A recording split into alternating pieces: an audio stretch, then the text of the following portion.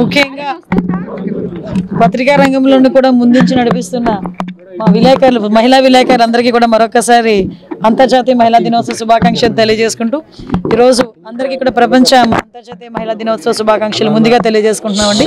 ఈరోజు ఒక సిపి గారు ఒక మంచి ఇనిషియేషన్కి తీసుకున్నారు, విజయవాడ సిపి గారు. ఎందుకంటే చాలామంది ఇంటలెక్చువల్స్ని, వివిధ రంగాల్లో నిష్ణాతులైన వాళ్ళని, అదేవిధంగా కొంతమంది ఐపీఎస్ ఆఫీసర్స్ని అందరినీ కూర్చోబెట్టి ఈరోజు ఒక డిస్కషన్ స్టార్ట్ చేశారు.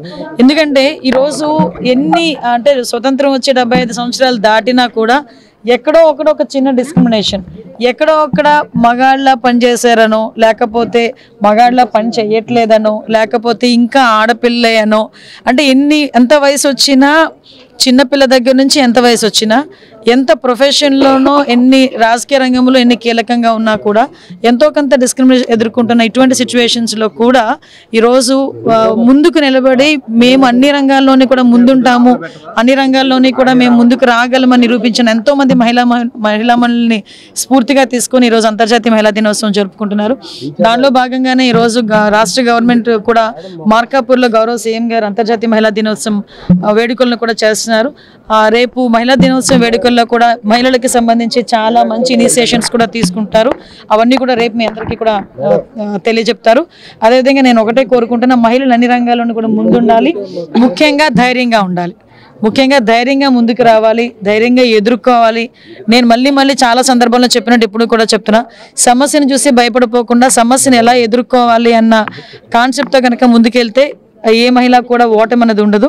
అది నేను పర్సన్ కూడా నేను ఎక్స్పీరియన్స్ నేను మాత్రం చెప్తున్నాను. మేడం, మహిళల మీద అసభ్యకరంగా మాట్లాడే వాళ్ళకి, అనుచిత వ్యాఖ్యలు చేసే వాళ్ళకి అమ్మ ఇప్పుడు నేనేమంటానంటే, ఇప్పుడు యాజ్ పర్ లా ప్రకారం మేము పోలీస్ స్టేషన్లో కేసులు పెట్టడం, వాళ్ళు తీసుకొచ్చి అరెస్ట్ చేయడం ఇవన్నీ ఒక ఎత్తు.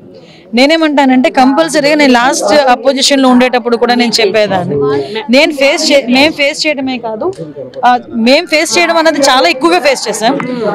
నాతో పాటు చాలా మంది. ఈరోజు మీరు నమ్ముతారా, ఇప్పుడు ఆర్థిక శాఖ మంత్రిగా నిర్మలా సీతారామన్ గారి గురించి కూడా చాలా వల్గర్గా మాట్లాడే సందర్భం, ఎన్టీ రామారావు గారి కూతురు భువనమ్మ గారి గురించి కూడా చాలా వల్గర్గా అసెంబ్లీలో మాట్లాడిన సందర్భం. అలాంటి సిచ్యువేషన్ అన్నింటినీ ఎదుర్కొని ఈరోజు వచ్చిన తర్వాత కూడా కొన్ని సందర్భాల్లో సోషల్ మీడియాలో కామెంట్స్ కానీ అంటే అసభ్యకరమైన పోస్టింగ్స్ చూస్తూ ఉంటే నాకు అనిపిస్తుంటుంది, ఎందుకు వాళ్ళ తల్లిదండ్రులు ఇవి చూడట్లేదా? నేను ఒకటే అనుకుంటా, వాళ్ళ తల్లిదండ్రులకి ఇది చూపించాలి. ఇప్పుడు ఫర్ ఎగ్జాంపుల్ ఒకటి చాలా వల్గర్గా పెట్టాడు, వాళ్ళ తల్లిదండ్రులకి ఇది ఎక్స్పోజ్ చేయాలి. అరే నీ కొడుకు పరిస్థితి ఇది అని ఎక్స్పోజ్ చేసి సొసైటీకి కూడా ఎక్స్పోజ్ చేయగలగాలి. ఆ ఇనిషియేషన్ కూడా మేము త్వరలోనే తీసుకుంటామని కూడా మేము చెప్తున్నాం. అంటే వాళ్ళ డేటా వెంటనే కలెక్ట్ చేసుకునే విధంగా కూడా డిపార్ట్మెంట్ డేటా కలెక్ట్ చేయడం, కేసులు పెట్టడం అవన్నీ కాదమ్మా, అవన్నీ మేము చేసుకుంటాం. వాటితో పాటు ఒక సోషల్ రెస్పాన్సిబిలిటీ కూడా ఉండాలి కదా, అవేర్నెస్ ఉండాలి కదా, ఒక మోటివేషన్ అంటూ ఉండాలి కదా. అరే నువ్వు ఒక అవతల ఆడపిల్లని ఒక మాట మాట్లాడేటప్పుడు నీ ఇంట్లోనే ఒక తల్లి ఉంది, ఒక చెల్లి ఉంది, ఒక భార్య ఉంది, ఒక అక్క ఉంది అన్న విషయం అర్థం చేసుకునే కెపాసిటీ రావాలి కదా. ఇంకా ఎన్ని రోజులకు వస్తుంది? అదే మేము అపోజిషన్ లో ఉన్నప్పుడే కాదు, ఇప్పుడు కూడా ప్రెజెంట్ మీ మీద కూడా చాలా రూమర్స్ అమ్మ, నా మీదనే కాదమ్మా, ప్రతి ప్రొఫెషన్ లో కూడా ఆ ప్రాబ్లం ఉంది. ఆ ప్రాబ్లం తగ్గాలి అంటే ఆ పిల్లలు ఆ కరికులంలోని కూడా మార్పు రావాలి, మగ పిల్లల్ని పెంచే విధానంలో కూడా మార్పు రావాలి. ప్రతి తల్లి కూడా ఆడపిల్ల ఎంత రిస్ట్రిక్షన్ తో పెంచుతుందో మగపిల్లడిని కూడా అంతే రిస్ట్రిక్షన్ తో పెంచగలగాలి. ఆడపిల్లకి ఎన్ని నీతులు చెప్తాదో మగపిల్లడికి కూడా అన్ని నీతులు కూర్చోబెట్టి చెప్పే స్థాయికి ప్రతి తల్లి వస్తే గనక నెక్స్ట్ జనరేషన్ కైనా ఇటువంటి ప్రాబ్లమ్స్ ఉండవేమో. ప్రతి ఒక్క ఉమెన్స్ డే కి మీరు కన్సర్న్ మంత్రిగా ఉన్నారు, ప్లాట్ఫామ్ కాదు, బట్ అడుగుతారు రంగంకి సంబంధించి హైలీ సెన్సిటివ్, అంటే వివేకం చాలా సెన్సిటివ్, సెన్సేషనల్. ఈ కేసుకు సంబంధించి 9 నిందితులు, అంటే అక్యూజ్డ్ కావచ్చు, లేకపోతే సాక్షులు కావచ్చు, ఈ కేసుకు సంబంధించి ఎలా చూస్తారు, ఏం చెప్తారు? నిర్ణయం తీసుకుందండి ఈ రోజు. దాని మీద ఎంక్వైరీ, త్రూ అవుట్ ఎంక్వైరీ చేయాలని కేబినెట్ కూడా ఈ రోజు నిర్ణయం తీసుకుంది. ఆ విషయం మీకు కూడా తెలుసు.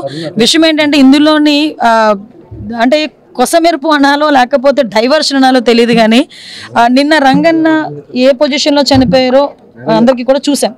అంటే అతను ఇంటి దగ్గర నుంచి హాస్పిటల్కి తీసుకురావడం, హాస్పిటల్లోని అతను కొంచెం ఇబ్బంది పడి చనిపోవడం. అతను చనిపోవడానికి కారణం ఏంటనేది పోస్ట్ మార్టం రిపోర్ట్ వచ్చిన తర్వాత వాటి మీద అన్నీ బయటకు వస్తాయి. కానీ ఇమీడియట్గా సాక్షిలో నిన్న ఈవినింగ్ 3:30కి ఒక న్యూస్ బయటకు వచ్చింది. ఏమని న్యూస్ బయటకు వచ్చింది? రంగనని పోలీసులు కొట్టి చంపారు అని చెప్పి ఒక రకంగా ఒక క్రియేట్ చేసి వాళ్ళ వైఫ్ ఇలా మాట్లాడారు అన్నట్టుగా వచ్చింది.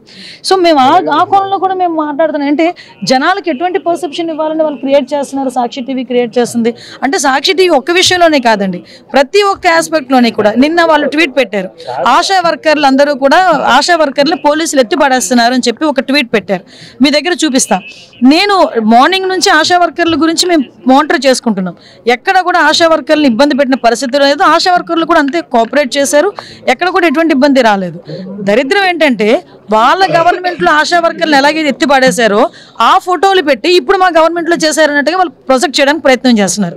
అంటే ప్రజల్ని మభ్యపెట్టడానికి, ప్రజల్ని తప్పుదోవ పట్టించడానికి సాక్షి టీవీ, సాక్షి ఛానల్ని ఒక ప్లాట్ఫామ్గా ఉపయోగించుకొని వాళ్ళు ఇష్టానుసారంగా వాళ్ళు మాట్లాడే పరిస్థితి. ఇదే కాదండి, నిన్న ఎవరో మాట్లాడుతూ వరద కళ్యాణ్ ఏదో మాట్లాడుతూ నేనేదో ఆడబిడ్డ నిధి గురించి మాట్లాడానని ఒక ట్వీట్ పెట్టారు.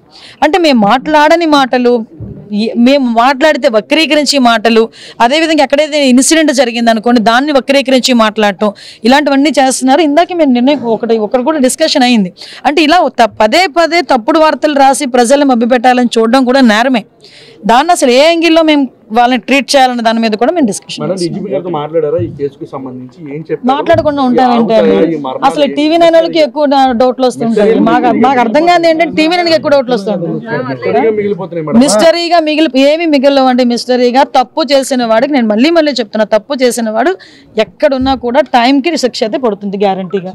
అది మీరు ఎన్ని ఏదంటారు కదా, కొంగ జపాలు చేసినా తల కింద తపస్సులు చేసినా కూడా తప్పు చేసిన వాడు తప్పించుకునే పొజిషనే కాదు. అది మాత్రం మనం గ్రహించుకుంటాం. గురించి ఆంధ్రప్రదేశ్ లో ఉన్న మహిళలందరికీ ఏం చెప్తారు? నేను మళ్ళీ చెప్తున్నా ఒకటే, ఉమెన్ దేంట్లోనే తక్కువ కాదు. మనం నిజంగా నిన్న కూడా ఒక మీటింగ్లో చెప్పాను, ఒక బిడ్డని జన్మనిచ్చే శక్తి ఆ భగవంతుడు మనకిచ్చాడు, అదే పెద్ద వరం. ఇందాక డిస్కషన్లో కూడా చూస్తే మెంటల్గా ఫిజికల్గా కూడా మగవాళ్ళ కన్నా బలంగా ఉండేది మహిళలే. అటువంటి మహిళలు మేమేమీ చేయలేము, మాకేమీ చేత కాదు అనుకున్న అన్నాళ్ళు ఇంట్లోనే కూర్చుంటారు. మేము ఏదైనా చేయగలం, మాకు ఏదైనా చేతనవుతుంది అని మన బిడ్డల గురించి, మన సొసైటీ గురించి, మీ గురించి బయటకు వచ్చి పోరాడిన రోజు ఏదైనా మనకు సాధ్యమవుతుంది. నేను ఒకటే చెప్తున్నా, మనం ఆడపిల్లగా పుట్టినందుకు గర్వపడండి. మన సొసైటీలో మన ఆడవాళ్ళని మనం గౌరవించుకోవాలి. అట్ ద సేమ్ టైం ధైర్యంగా ఉండండి, మీకు మీరులా ఉండండి. ఇదొకటే నేను చెప్పగలను.